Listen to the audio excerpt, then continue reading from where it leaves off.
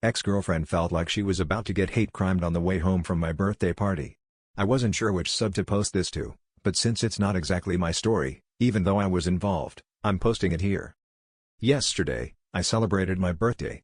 I invited my ex-girlfriend, Emma, because we're actually still really close friends. She took the train to get to me, which takes about 1.5 hours and requires changing trains twice. She left around midnight and should have been home around 1:30 to 1:45 a.m. Shortly after 1 a.m., she texted me about a weird dude following her after striking up an upsetting conversation with Emma about whether she was gay, and when she answered truthfully that no, she's just trans, hoping he would go away if she was friendly enough, he went on about why she was trans even though she knew it was satanic. He also told her he'd already noticed her on the train that same morning, which just strikes me as especially creepy. She got off at a stop, intending to wait for her subway home, but he got off with her and wouldn't leave her alone. The next subway to her place wouldn't come for another 25 minutes and the stop was deserted.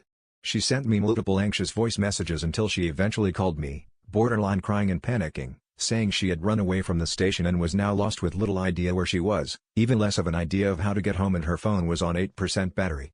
She didn't have any money to call a cab either. She couldn't go back to the station because this guy was presumably still there and he had followed her when she had tried to just take the next train in the direction she had come from in an attempt to try and get away from him. I advised her to call the police, which she did.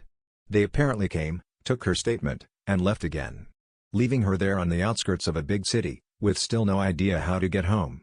I told her to use Google Maps to try and get home and try and save battery, but to update me periodically.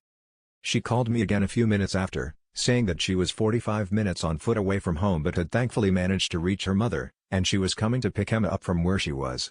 I stayed on the line with Emma until her mom got there. I'm so angry. Emma already struggles with severe anxiety/agoraphobia. The fact that she managed to make it to my birthday party is an achievement for her. This is not going to help at all. Why do people like this exist, man?